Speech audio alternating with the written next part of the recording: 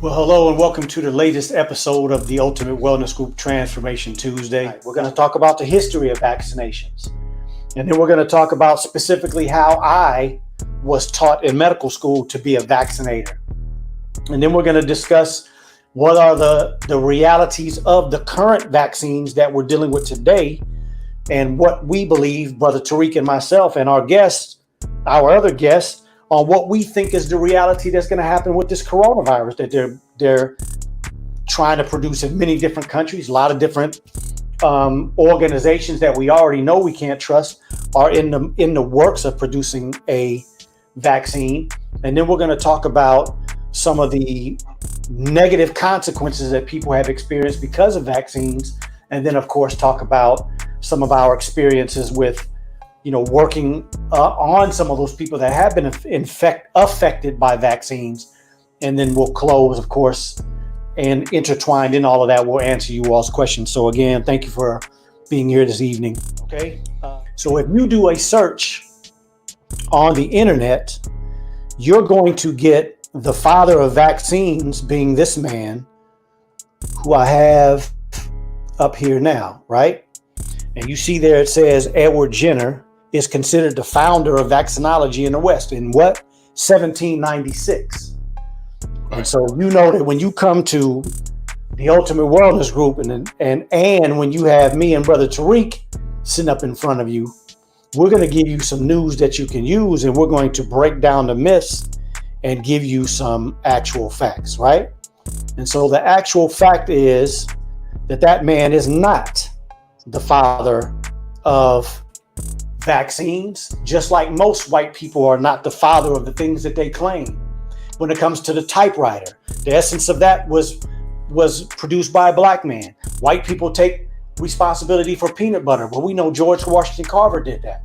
We know that the filament in a light bulb was invented by a black man. So many things that white people take credit for, it was a black person that was behind the scenes making the reality of that. So this is just an article. If you research black man that invented vaccinations, this man will come up. His name is Onesius. And you can see here it talked about this slave owner named him because he was useful, right? And it goes on a little down a little lower at the end of this first paragraph, and it says, but like other white men of his era, he also looked down on what he called the devilish rights of Africans and worried that enslaved people might openly rebel. The typical thought process of slave masters and their children to think that we are just animals and we're all of these negative things when you're the one that is doing all of these negative things to us. But it goes on to talk about how he, as a slave owner, thought of this man as thievish, wicked, and useless, right? But then what happens is this man basically gave him the blueprint to keep the rest of the slaves, as well as he and his family, from contracting smallpox.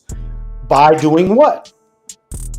By taking some of the smallpox pus out of an infected person and putting some of that, a small amount, in another person in an open cut in their skin, which would allow their immune system to build up antibodies towards this infection, and they would never get the severity of disease like the rest of the people. And so I'm going to give this over to Brother Tariq in a minute, but I want you all to be very, very astute today because we have to talk science. We cannot have a discussion about vaccinations and not deal with some science, okay? So you guys are going to have to bear with us a little bit. You don't have to know the in-depth information that we know, but we do want to make sure that you have a good basis of understanding. So when you start making your decision and you're having conversations with other people, you are at least educated to a point where you can have a viable conversation with somebody else. And you are not physician, you could always tell them, hey, go listen to this video or go check out my brother. I can give you a number to this person. You can reach out to them. But ultimately, you have to have some understanding. So when the human body fights something from the perspective of building an immune system, there are three avenues usually. There are others, but in general, for this conversation, we have to discuss three avenues. It comes in the nose, it comes in the mouth, or it comes in the break of the skin. And in any of those three avenues, the immune system is going to attack this problem, kill this problem, destroy this problem into minutia, and understand every single solitary aspect of it.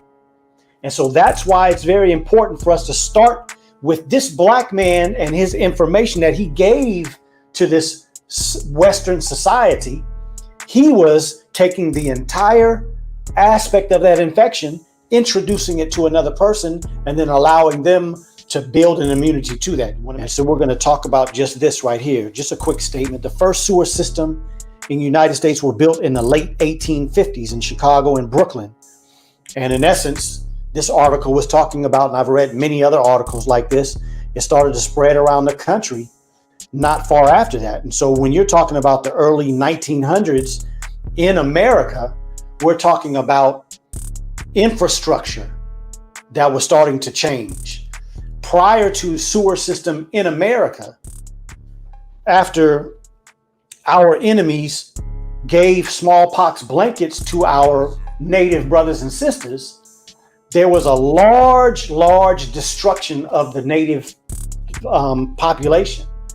And our enemies, the white people that came into this country, were living like they were doing in Europe amongst animals with the feces. There was a lot of horrible environment that we were living amongst.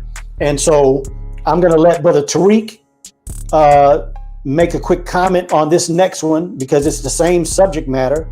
And then we got a special guest we're going to go ahead and bring in, because I see him posted up.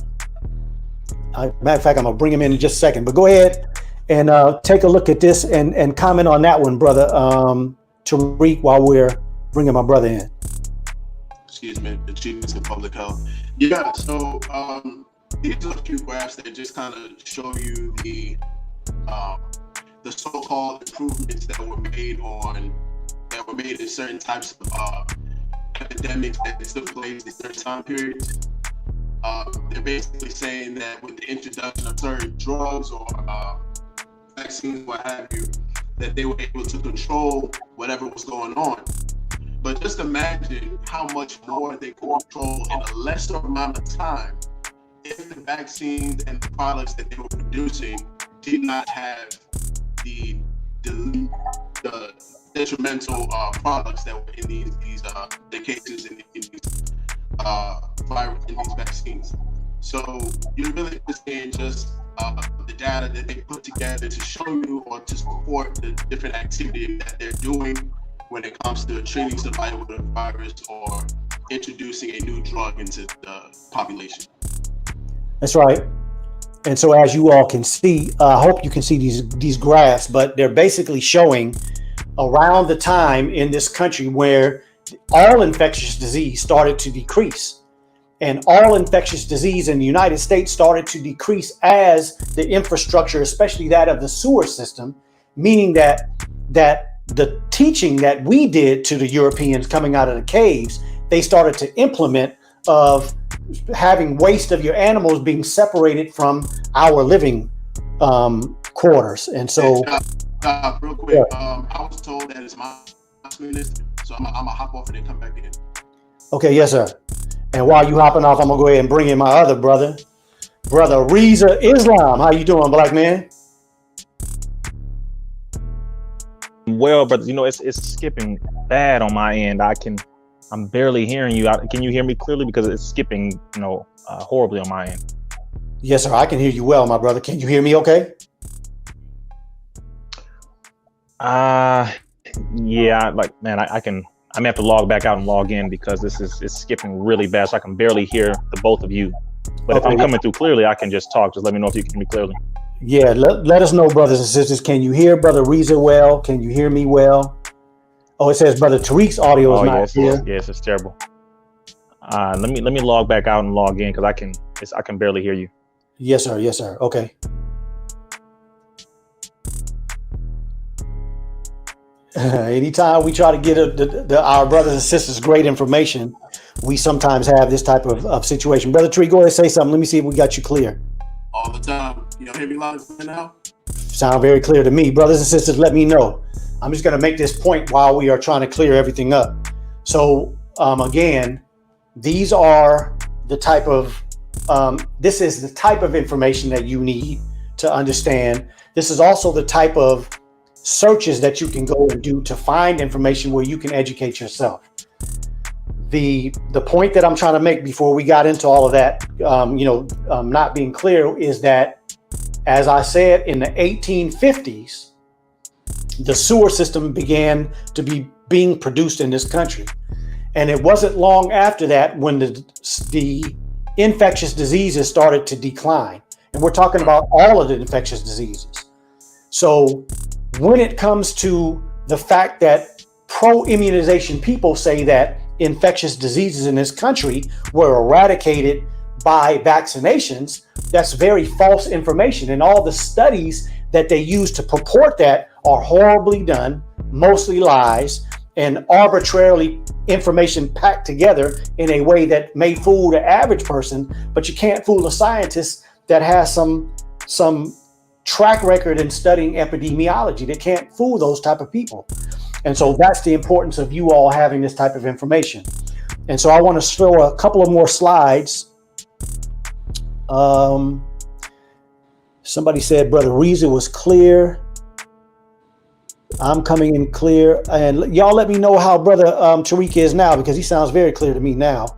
I pray that he's clear, but I want to continue to move on so we can cover this information. There's just another example of what we are talking about. You see that spike in the disease of polio in 1953, but you can see that it was on its way down prior to the polio vaccine being introduced in 1955. Yeah. If you look at this virus, you see a lot of different aspects of it, right? Especially those red protrusions, which is why they call it coronavirus, right? We talk about like the crown. But the reason why I want you to look at this is because this is, and let's just, for sake of conversation, let's say that this is the way the coronavirus really looks.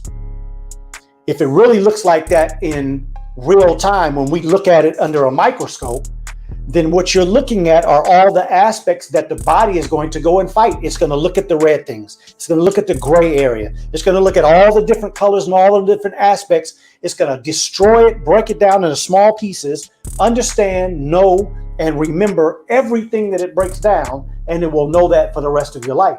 That's much different than the vaccinations that we're getting, where they have a piece of something or something that they made up in the laboratory, grew in a laboratory.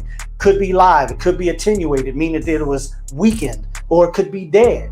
And so that's the huge difference in the philosophy that those of us as scientists would like to see if we were going to do a vaccine versus the reality that we see today. Now understand this, when a child is born, the most active aspect of a human body is what gets most of the blood flow.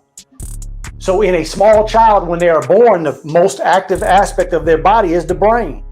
So if I inject something in their skin that has a lot of poisons and toxins, as we discuss this, understand that your 3-month-old, your 6-month-old, your 1-year-old, your 2-year-old that are getting all of these shots, most of these toxins and poisons are going to the most active part of their body.